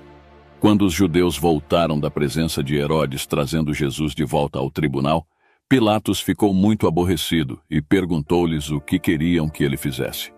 Lembrou-lhes de que já o havia interrogado e não encontrara nenhuma culpa nele. Recordara-lhes as acusações que fizeram contra ele, mas nenhuma prova convincente fora apresentada para confirmar uma única acusação. Conforme foi mencionado anteriormente, levaram-no à presença de Herodes, que era judeu como eles mesmos, e ele nada encontrou para que fosse condenado à morte. Contudo, para apaziguar os acusadores, Pilatos disse: "Portanto, após castigá-lo, soltá-lo-ei." Nisso, Pilatos mostrou sua fraqueza, pois se sabia que Cristo era inocente, por que mandaria castigá-lo? Assim fazendo, comprometia-se com o erro. Os judeus não mais esqueceram disso durante o julgamento. Haviam conseguido intimidar o governador romano, e agora, tirando vantagem disso, haveriam de pressioná-lo até conseguir a condenação de Jesus. A multidão, em alvoroço, exigia mais e mais a vida do prisioneiro. Enquanto hesitava em relação ao que fazer, recebeu uma carta de sua esposa que dizia: "Não te envolvas com esse justo, porque hoje em sonho muito sofri por seu respeito." Pilatos, ao ler a carta, empalideceu. O povo, ao perceber sua hesitação, redobrou a insistência. Ele sabia que precisava tomar alguma atitude. Era costume, no período da Páscoa, soltar um prisioneiro que o povo escolhesse. Os soldados romanos haviam capturado há pouco um criminoso de fama, chamado Barrabás. Era ladrão e assassino. Então Pilatos voltou-se para a multidão e perguntou-lhes com seriedade: "A quem quereis que eu vos solte, a Barrabás ou a Jesus, chamado Cristo?" Toda a multidão, porém, gritava: "Fora com este! Solta-nos Barrabás!" Pilatos emudeceu de espanto e desapontamento. Entregando o julgamento ao povo, ele havia perdido a dignidade e o controle da multidão. Daí em diante, tornou-se apenas um joguete nas mãos do povo. Eles o levavam aonde queriam. Então perguntou: "Que farei então de Jesus, chamado Cristo? Seja crucificado." Responderam todos: "Que mal fez ele?" perguntou Pilatos. Porém cada vez clamavam mais: "Seja crucificado." Quando ouviu o grito terrível: "Crucifica-o!", o rosto de Pilatos empalideceu. Ele não imaginara tal desfecho. Repetidas vezes havia declarado Jesus inocente, contudo o povo insistia em que ele sofresse a mais cruel de todas as mortes. Outra vez perguntou: "Que mal fez ele?" E outra vez o terrível grito ecoou nos ares: "Crucifica-o!" Pilatos fez o último esforço para despertar-lhe simpatia. Mandou que tomassem a Jesus, completamente exausto e coberto de feridas, e o açoitassem na presença de seus acusadores. Os soldados, tendo tecido uma coroa de espinhos, puseram-lhe na cabeça e vestiram-no com um manto de púrpura. Chegavam-se a ele e diziam: "Salve, Rei dos Judeus!", e davam-lhe bofetadas. Cuspiram nele, e uma perversa mão arrancou a vara que lhe haviam posto nas mãos, e com ela golpeou-lhe a coroa em sua fronte, a ponto de os espinhos penetrarem em suas têmporas e o sangue jorrar pelo rosto e barba. Satanás liderava os soldados cruéis em seus abusos contra Jesus. Queria incitá-lo a algum tipo de vingança, se possível, ou levá-lo a operar um milagre para livrar a si mesmo e assim frustrar o plano da salvação. Uma única mancha em sua vida humana, ou uma única falha em suportar o terrível teste e o Cordeiro de Deus, seria uma oferta imperfeita, e a redenção do homem teria fracassado. Aquele, porém, que podia comandar as hostes celestiais e chamar em seu auxílio legiões de anjos, sendo que apenas um deles seria suficiente para subjugar a turba cruel, que poderia ter lançado por terra seus atormentadores com apenas um raio de sua divina majestade, submeteu-se a todas as afrontas e ultrajes com uma compostura digna e humilde. Assim como os atos de seus torturadores os envilecia à semelhança de Satanás, a mansidão e a paciência de Jesus exaltavam-no acima da humanidade e provavam que ele era filho de Deus. Pilatos comoveu-se profundamente com a paciência e a resignação do Salvador. Pediu que introduzissem a Barrabás na sala do julgamento e então colocou os prisioneiros lado a lado. Apontando para Jesus, disse em tom solene: "Eis o homem. Eis que eu vou-lo apresento, para que saibais que eu não acho nele crime algum." Ali estava o Filho de Deus, com o manto escarlate e a coroa de espinhos. Desnudo até a cintura, exibia nas costas os vergões extensos e cruéis dos quais o sangue fluía livremente. Seu rosto, manchado de sangue, trazia as marcas da completa exaustão e dor, mas nunca parecera mais belo.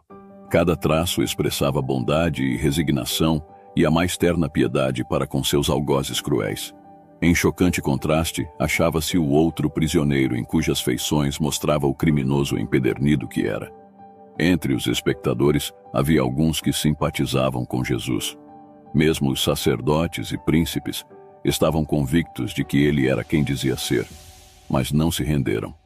Haviam induzido a turba a uma fúria insana, e novamente os sacerdotes, os príncipes e o povo gritaram: "Crucifica-o! Crucifica-o!" Finalmente, com a paciência esgotada diante de uma crueldade tão vingativa e irracional, disse ao povo: "Tomai-o vós outros e crucificai-o, porque eu não acho nele crime algum."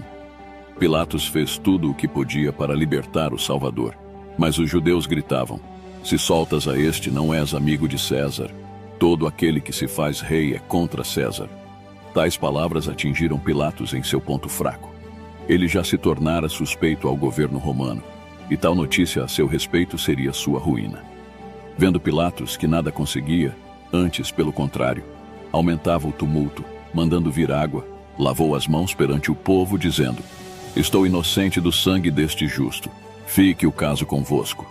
Quando Pilatos se declarou inocente do sangue de Cristo, Caifás respondeu com arrogância: "Caia sobre nós o seu sangue e sobre nossos filhos." Essas terríveis palavras foram repetidas pelos sacerdotes e pelo povo.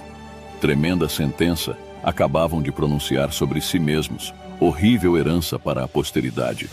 Isso se cumpriu literalmente nas dramáticas cenas da destruição de Jerusalém, cerca de 40 anos mais tarde. Jesus foi levado ao Calvário apressadamente em meio a zombarias e gritos de insulto da multidão. Ao passar o limiar do tribunal, puseram-lhe sobre os ombros feridos a cruz destinada a Barrabás. Os 2 ladrões que também seriam crucificados com Jesus receberam a sua cruz. O peso do madeiro era mais do que o Salvador podia suportar, em sua exaustão e sofrimento. Andou apenas alguns passos e caiu desmaiado sob o peso da cruz. Quando voltou a si, a cruz foi outra vez colocada sobre seus ombros. Cambaleou mais alguns passos e outra vez caiu sem sentidos. Seus algozes viram que lhe era impossível carregar aquele peso além de suas forças e ficaram perplexos sem saber quem deveria levar aquele fardo humilhante. Naquele momento, vindo casualmente ao encontro deles, apareceu Simão, um cireneu, a quem obrigaram a levar a cruz até o Calvário. A mãe de Jesus o havia seguido naquela terrível jornada até o Calvário. Ao vê-lo sucumbir exausto ao peso da cruz, seu coração ansiava por prestar-lhe socorro, mas esse privilégio lhe foi negado. O Salvador não soltou um gemido sequer. De seu rosto pálido e sereno, o suor corria fartamente. Os discípulos tinham fugido da cena tão pavorosa. O lagar: "Eu o pisei sozinho, e dos povos nenhum homem se achava comigo." Enquanto os soldados faziam sua obra, a mente de Jesus desviou-se de seus sofrimentos para se concentrar na terrível recompensa que aguardava os seus perseguidores. Tendo piedade de sua ignorância, orou: "Pai, perdoa-lhes, porque não sabem o que fazem." Assim, Cristo conquistou o direito de tornar-se o intercessor entre os homens e Deus. Essa oração abrangia o mundo todo, incluindo cada pecador que existiu ou que viria a existir, desde o princípio até a consumação do século. Logo depois de pregar Jesus na cruz, homens fortes levantaram o madeiro e o fincaram violentamente no chão. Isso causou um intenso sofrimento ao Filho de Deus. Pilatos escreveu então um letreiro em latim, grego e hebraico, o qual mandou afixar em cima da cruz, para que todos pudessem ler: "Jesus Nazareno, o Rei dos Judeus." Os soldados dividiram entre si as vestes de Jesus, mas, como sua túnica era sem costura, contenderam por ela e finalmente fizeram um acordo de que deveriam lançar a sorte para ver quem a levaria. O profeta de Deus já havia predito esse incidente nas Escrituras: "Cães me cercam, uma súcia de malfeitores me rodeia, traspassaram-me as mãos e os pés, repartem entre si as minhas vestes, e sobre a minha túnica deitam sortes. Assim que Jesus foi erguido na cruz, desenrolou-se uma terrível cena. Sacerdotes, príncipes do povo e escribas juntaram-se à multidão e romperam em zombarias e insultos contra o Filho de Deus agonizante, dizendo: Se tu és o rei dos judeus, salva-te a ti mesmo. Salvou os outros, a si mesmo não pode salvar-se. É rei de Israel. Desça da cruz e creremos nele. Confiou em Deus, pois venha livrá-lo agora se de fato lhe quer bem, porque disse: Sou filho de Deus. Ao entregar sua preciosa vida, Cristo não teve a alegria do triunfo para animá-lo. Seu coração encontrava-se oprimido pela angústia e ferido pela tristeza. Mas não era o medo da morte a causa do seu sofrimento, e sim o peso esmagador do pecado do mundo que o separava do amor de seu Pai. Isso foi o que quebrantou o coração do Salvador, a tal ponto que determinou sua morte antes do tempo previsto. Cristo sentiu a angústia que os pecadores hão de sentir quando tiverem consciência de sua culpa e reconhecerem estar para sempre excluídos da paz e da alegria do céu. A própria natureza simpatizou com aquela cena. O sol, que até o meio-dia havia brilhado no firmamento, negou seu brilho de repente. Em volta da cruz, tudo ficou mergulhado em trevas, como se fosse a hora mais escura da noite. Essa escuridão sobrenatural durou 3 horas completas. Um terror indizível se apossou da multidão. As zombarias e imprecações cessaram completamente, e homens, mulheres e crianças caíram por terra cheios de pavor. À hora nona, as trevas se dissiparam de sobre o povo, mas ainda envolvia o Salvador como um manto. Raios flamejantes pareciam arremessar-se sobre ele, ali pendurado na cruz. Foi então que exclamou em um grito desesperado: Deus meu, por que me desamparaste? Nesse ínterim, as trevas haviam baixado sobre Jerusalém e as planícies da Judéia. Todos os olhos se voltaram para a cidade condenada e viram os raios ameaçadores da ira de Deus sendo arrojados contra ela. De repente, a escuridão sobre a cruz se dissipou e, com voz clara e poderosa que parecia ressoar por toda a criação, Jesus exclamou: Está consumado. Pai, nas tuas mãos entrego o meu espírito. Depois, curvando a cabeça sobre o peito, expirou. Outra vez, as trevas baixaram sobre a terra e se ouviu um estrondo como um poderoso trovão acompanhado de um terremoto. Quando Cristo morreu na cruz do Calvário, abriu-se um caminho novo e vivo, destinado tanto aos judeus quanto aos gentios. Os anjos se alegraram quando o Salvador exclamou: Está consumado. O grande plano da redenção havia sido cumprido. Através de uma vida de obediência, os filhos de Adão poderiam finalmente ser exaltados à presença de Deus.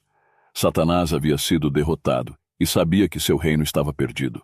O Salvador havia sido condenado por crime de conspiração contra o governo romano.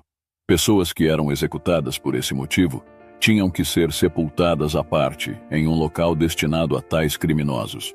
João, o discípulo amado, estremeceu ante a ideia de que o corpo de seu amado mestre pudesse ser levado pelos insensíveis soldados romanos e sepultado em um lugar de desonra. Mas ele não podia evitar isso, e tampouco tinha alguma influência junto a Pilatos. Nesse momento de indecisão, Nicodemos e José de Arimateia, homens ricos e de influência, vieram para ajudar os discípulos. Ambos eram membros do Sinédrio e conhecidos de Pilatos, e decidiram que o Salvador seria sepultado com as devidas honras. José foi à presença de Pilatos e pediu corajosamente o corpo de Jesus. Pilatos, depois de haver se informado de que Jesus estava realmente morto, concedeu-lhe o pedido. Com delicadeza e reverência, removeram da cruz, com suas próprias mãos, o corpo de Cristo. Lágrimas de compaixão fluíam livremente ao contemplarem o corpo ferido e dilacerado do Mestre. José possuía um sepulcro novo, talhado na rocha. Ele o havia construído para seu próprio uso, mas agora o destinara a Jesus. O corpo, com as especiarias trazidas por Nicodemos, foi cuidadosamente envolto em um lençol de linho, e o Redentor foi levado à sepultura. A entrada do sepulcro havia sido fechada com uma grande pedra, e a máxima segurança e cuidado foram empregados para guardar o túmulo. O selo do Império Romano fora colocado de tal maneira que a pedra não poderia ser removida sem rompê-lo.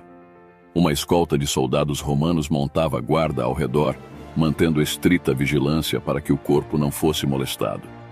Alguns guardas rondavam constantemente enquanto outros descansavam no chão. Havia, porém, outra guarda perto do túmulo. Anjos poderosos, enviados do céu, estavam ali. Apenas um desses anjos tinha força suficiente para destruir todo o exército romano. Lucas, em seu relato a respeito do sepultamento do Salvador, fala sobre algumas mulheres que o acompanharam em sua crucifixão, dizendo: então se retiraram para preparar aromas e bálsamos, e no sábado descansaram segundo o mandamento.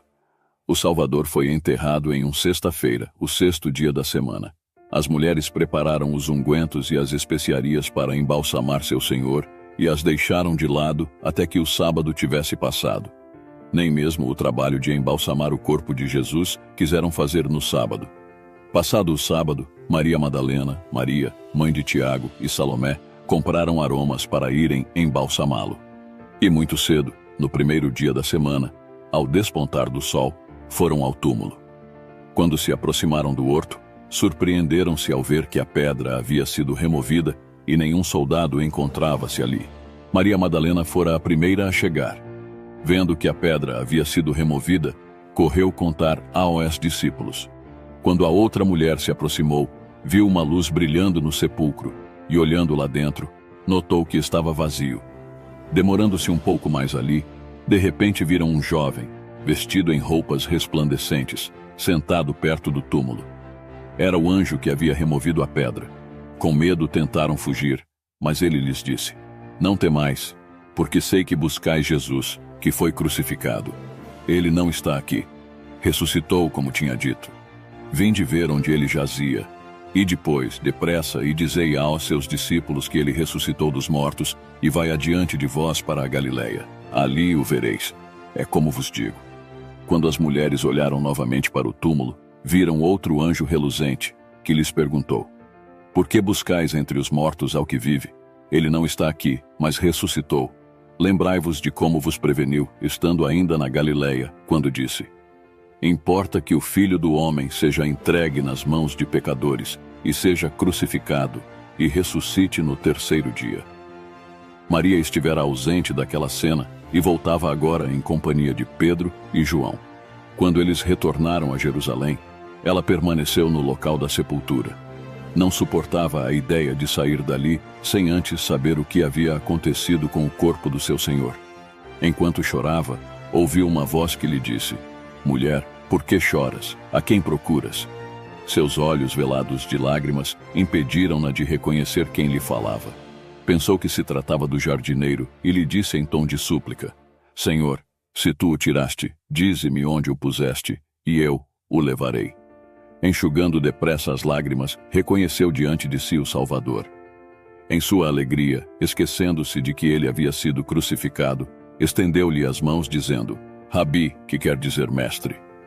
Jesus, porém, lhe disse: não me detenhas, porque ainda não subi para meu Pai, mas vai ter com os meus irmãos e dize-lhes: subo para meu Pai e vosso Pai, para meu Deus e vosso Deus. Todo o poder no céu e na terra foi então dado ao príncipe da vida. E ele retornou aos seus discípulos neste mundo pecaminoso, a fim de lhes comunicar seu poder e sua glória. Depois da ressurreição, Jesus apareceu a muitas pessoas, além de seus discípulos, com o propósito de fortalecer a fé dessas pessoas. Tudo que estava escrito sobre ele foi cumprido. Hoje, por meio dele, de seus atos de fé e obediência, a humanidade tem a esperança de chegar a Deus por meio de Jesus. Temos o exemplo de como ser melhor. Por meio de Jesus, conseguimos alcançar redenção, justificação, santificação e glorificação. O ser humano sem Jesus está condenado. Por isso, devemos crer e obedecer a seus mandamentos para que sejamos conhecidos como filhos de Deus, chamados pelo seu propósito. Espero que você tenha aprendido sobre a vida de Jesus. Tentei abordar aqui os principais fatos da história. Deixe seu comentário sobre o que você achou. Deus abençoe sua vida. Se você ainda não aceitou Jesus como seu Salvador, ainda dá tempo, arrependa-se. Ele pode mudar seu futuro, sua história. Ele pode tirar de você toda a tristeza, toda a solidão, e te proporcionar o que você precisa. Entra no teu quarto, fecha a porta e fala com Deus. Ele vai te ouvir. Deus abençoe. Se você gostou do vídeo, não esqueça de curtir e se inscrever no canal.